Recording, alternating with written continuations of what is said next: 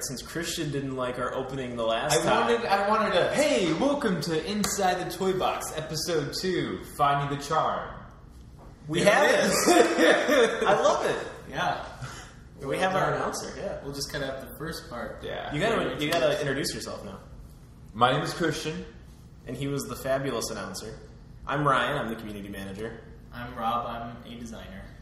Yeah, so we are talking about finding the charm in games. Also probably the fun, too, because I think that might go hand in hand. Yeah.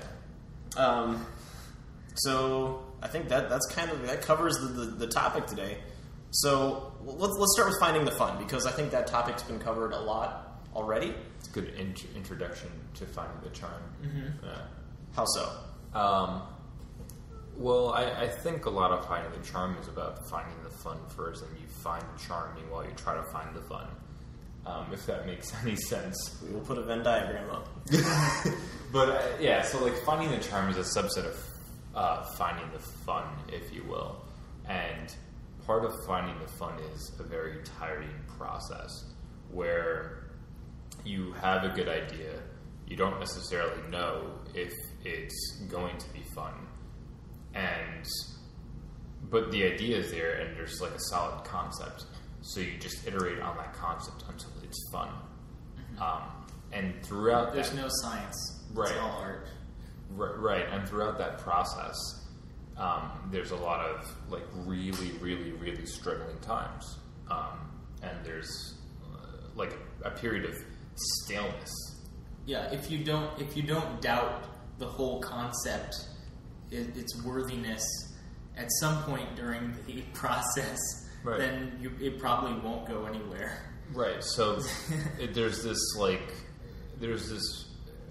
time period where you're trying to find the fun, but you're not having any fun, if you will, trying to find the fun, or at least in some cases you are having fun, trying to find the fun. Regardless, there's a point in time where there's stillness, and you're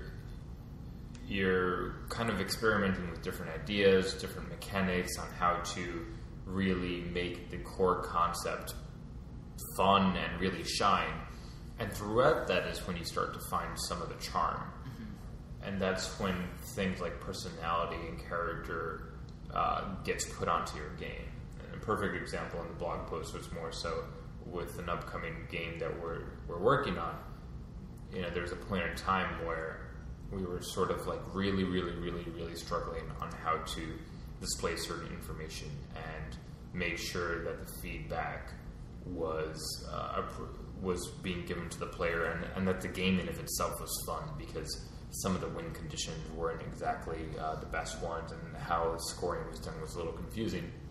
So we were really struggling with how to improve and iterate on that. And during that time, Evan, the programmer on the project, started having fun with it because he decided to go ahead and implement email notifications, and in that started creating like these really this personality in the game notifications, where it was like talking about some people in the studio personally, doing some Monty Python quotes, and it was just fun to get those emails. And I think the first time we got some of those emails, everybody was like, oh wow, like one of them was like about Ryan pre-ordering Star Wars The Old Republic. Like, if you're reading this, you're probably pre-ordering. And I remember the first time I got that, I just about lost my... Yeah. So, like, it was, that was... We won't be able to have that level of personalization for the general public, but I think it'll translate. Yeah, and that in and of itself was just, like, kind of funny, because I even got somebody, an outside friend, if you will, the indie game scene would know him, Philip from Octodad team. Mm-hmm. He was playing the alpha of the game that we're talking about. He knows our secrets? He knows our secrets. Okay. His tentacles reach everywhere. They are slippery, slimy, but pleasing to the touch. But wow. As far as we should go. I think so. But regardless, what some of the stuff that he was saying was that he really enjoyed the smack talk of those emails. And and that was a game element in of itself. Like he was just like, oh wow, like it'd be really cool if you guys could take this further and implement Smack Talk. Smack Talk is more of like a badge of honor in terms of games. Like, oh, you only have this amount available, or you can interject those into the notifications somehow. and that was cool. And then that just gave me an idea, actually. Yeah. Yeah, so like for the turn notifications or like anything else, because like I think that's kind of cool. Yeah. I don't know. I mean, but regardless, like perfect example, right? Started like getting one part of the game that has like a lot of personality and that grew on and now it's evolving right now, actually. So, I mean, the one thing I'm kind of interested in is that while we were finding the fun, we also found the charm in this game we're working on right now. Yeah. Do you think you have to find the fun first a lot of times? Or do they kind of just happen to find each other at some point? Some grand intersection. Yeah, I think one of the biggest things is that once you start to find your own game fun, you start to have fun. And I don't think at any point did we ever think our game wasn't fun. Or any developer. I think there are fun games that don't have charm. Yeah, I guess so. I think that might be a like part. Hangman is not really that. I guess it has a man being hanged. That's charming. That's charming. Right. But I would agree that there are some games that are good but not necessarily charming. Or maybe games that are fun are all charming. Let's think about a game that isn't that is fun, but yeah. I was gonna say Drop 7 kind of. There's like slight illustration style, right? But like sense of, but it's like, very sparse, right? And like it's minimalistic and it's almost like propaganda-ish, almost to a certain extent. Like at least that's how I felt about it. But like it's charming in of its like self because I don't know. I still find that charming. I was gonna say Tetris, but then I thought about the music, like the background. If you did a sparse clone of Tetris, not the original Tetris, but like just a bare bones. And you know what game I actually don't find charming whatsoever, but I do have a lot of fun with? Galcon Labs. Never played it. Yeah, I have not either. It's essentially like it's brilliant, and I sent you that article, that essay that Frank wrote about Galcon Labs. But regardless. Like super fun game, no charm whatsoever. Like it's just kind of like boring. Well, not boring. Sorry, that's the wrong word. But it's just more so. There's no personality to it. And granted, that's not a game. Chess. Yep. Chess is fun, but not charming. I was gonna say any like team sport. Team sport. No, it's charming because of the individual personalities, right? Like. Team sports. Yeah, so like Michael Phelps is charming, or Derrick Rose is charming. You know what I mean? Certain individuals are charming, so you watch them because they are charming, and they introduce magic. But yeah, I mean, actual magicians. They pull rabbits out of hats and then throw them in competitive rabbit pulling. Competitive rabbit pulling. I hear that's going to be the Olympics next time. Oh, good. But yeah, I think there are games that aren't fun, that are fun, yet not charming. I've noticed that a lot of sort of the iconic game designers of recent history are also like quirky illustrators. Yeah. And the first person like that came to mind was Cal Gabler, but. There's others like Adam Atomic. Yeah, that's true. I mean, they have weird art style, which is like quirky and charming.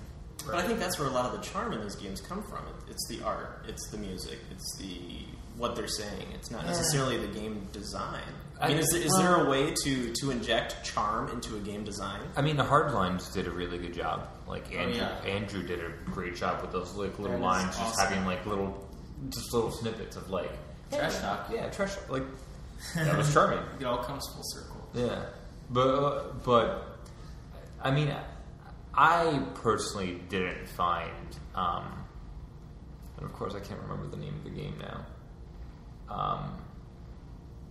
The one with the person that you go back in time and it's a puzzle. Braid. I didn't find Braid charming. Yeah, I think it's intended to be charming for like beat poets and like groovy, like ultra hipster people who love reading like but bad love poetry. But I mean, there's the thing is that, like, to counter what you said, Ryan, regarding art, is that art is so subjective, whereas like charm is also subjective. But I think you can have things that are like innately charming, such as trash talk, like little trash talking lines. Mm-hmm. Whoever doesn't like little trash talking lines just doesn't deserve to live. So like writing can be charming, right? Art can be charming. I think also like just feel can be charming. Feel can be extremely like charming. the way. I mean, this is like the classic example, but the way Mario jumps. That's the exact example I was thinking in my head. Yeah, that's charming. Like you push off, but you don't have just the initial part of the jump that you can control. You can like move him around a little while he's in midair. Yeah, that's charming. Are there any other examples other than Mario, though? I mean, I think that's for Blocks That Matter is charming in of its feel. That has all the three charming things. It has like weird, quirky writing. I don't like the writing. Well, yeah, they're Swedish. Hey, Swedish has a lot of stuff going for it. They have like odd illustration with these like amoeba and stuff, and they also the feel of it is charming. That's more so what I'm getting at. Like the feel of that game is just super charming. Like that robot just feels like I want him. You can like the way things are drilled into is like with the scampering walk, and then like the blocks crumble a little bit and you can back off and they uncrumble. Right, and even how the blocks fall, like a little shake and then they drop, which is super cute. I mean, I guess to that extent, right? It's more so like they were having a lot of fun making that game, and to a certain extent, you know, while Evan and I were struggling a lot with the current game, unnamed game, right? You know, we were still having fun making it. It's just more so, but that's not to say that the people who made chess didn't have a good time, or the people who made Galcon didn't have a good time making it. So, you know, then again, I'd love to see what other games the people that made Galcon. Sometimes I worry that the charm is all during development for some games. Right. Like if you think about the team in for complete disregard for gravity. They're like all about charm in developing the games, and then the game itself is actually pretty sparse. Right. Like they do have some quirky writing, but I think. Stupidly enough, I was saying to myself, "Oh, well, maybe it's about the developer who's creating the game." But the guy who made Galcon Labs, I forget their name or his name for that matter, but starting up a new game. It's going to be released sometime in the near future, and their new game was like Chicken Con or something like that. And it was like super cute. It was just like charming, just in the trailer or the image I saw. In of itself, so I don't know. I mean, I don't think it's. Do you think there are games the reverse where they have charm but not fun? Yeah, I don't have examples, but yes, I don't. We probably don't want to call people out on games that aren't fun. Yeah, but yeah, I think there are games that are charming but just have lack of depth. I agree, and I mean, and. In that case, I think it's more so that they mistook finding the charm for finding the fun. It's like, oh, this is cute. No, that would be good for 25 levels. Yeah. Except it isn't. So, is there any part of a game that can't have charm? Like the menus. In the menu. I mean, no. menus can have charm. Binding of Isaac has charm all over with Yeah. the menu system. Just like the handwritten notes and like even the parentheses around like certain areas. Mm-hmm. I was playing that a lot yesterday. I was playing it last night. I was playing Voxotron. Yeah, these are all Voxotron If you can't tell, we all got the Voxotron bundle recently. I think I sent out an email, then within seconds, everybody bought it. Voxotron has charm in the menus. Oh, I love Voxotron. That's very charming. Yeah. Blocks charm me. I'll just say that. Yeah, any sort of blocks. I would say, I would say Fez. Speaking of blocks, Fez is so charming. Yes. Have you played it, right? No, I haven't yet. Oh, you're talking about the trailer? Yeah. Okay. I think Geometry Wars, the leaderboard in Geometry Wars is super charming. Mm-hmm. It has like a certain ego about it that it places you like above these other people, and you're on top of all these other people. Mm-hmm. Just like, yeah. I didn't know leaderboards could have ego until right now. No, they're. They can have super ego. Yeah, I'm telling you, the way the Geometry Wars leaderboards are designed make me want to beat all my friends, and then get frustrated / sad that I can't. But physically beat them, like go to their house with a pipe wrench or whatever. We're not playing Clue again. Never again. But is that just part of your desire, though, to top your... I mean, is that just like an innate desire to... No, because I don't really care much about leaderboards, but that leaderboard specifically really wanted me to... It was begging me to beat my friends. Mm-hmm. So I think it was charming in that fashion. I was trying to think of, an element that cannot have charm. And part of me wants to say, like, the white hot center of a game, like the core mechanic, has to be kind of serious because of like. Yeah, but you can dress it up. Yeah. And unfortunately, I had named a counterexample earlier, which is the jumping in Mario, because that is like the core mechanic of Mario, is just jumping around. Yeah. But even like in Binding of Isaac, everything has charm except for the fact that you shoot tiers in 4 directions and you move around in 4 directions, and that's like very straightforward. Yeah, but the tiers are cute and your character's cute, so that's dressed up. Yeah, that's what. But I think like if at the heart of it, if you did this whole game with just squares instead of like but in that case, then you're just talking about art. Like, oh well, art's charming. No, but that's what I'm saying is you are saying that this is the tier shooting mechanic is charming because they're tiers. But if you didn't know they're tiers, they were just blocks. Yeah. Okay, I see what you're saying. I guess that just goes more so into the extent of, well, they created art that's charming, so. It's kind of, darn. So would you consider... It's probably not true, because the way the tiers fall at the end of their motion is charming. Because they go straight line, and then they go... Curve, just a little curvature. Yeah.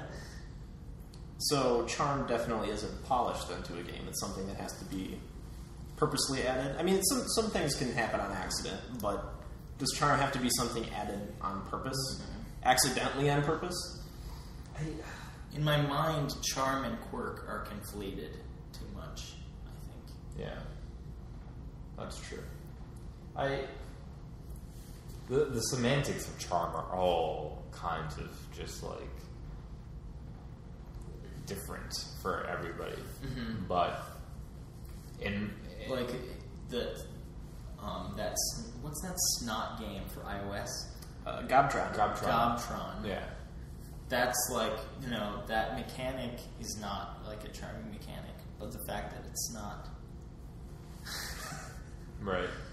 So I mean, like, I'm going to go back to Galcon. I think that game is highly polished. But I haven't played it. I personally don't. So I'm going to make you play it after we leave this room. But I personally don't find any charm to it. Mm-hmm. Not to say it's not fun, as we said. No, I have played it for lots and lots and lots of days. And if you force somebody to play it, you know it's fun. Yeah. So whenever he forces me to play a game, it has to be fun. Mm-hmm. Yeah. I don't force many games upon people, though. Right. I've been forced to play some unfun games just for research. Well, let's move on. I think we'll bring it back. They bring that actually. So something that uses that mechanic, but in many different sort of genres, is glitch. Because you can become like a chef or a sorcerer or like a that bubble handler or whatever that game called. That game started out charming and fun right off the bat. Yeah, like from the get-go. The only reason I stopped playing it was performance reasons on my computer, but those are probably ironed out by now.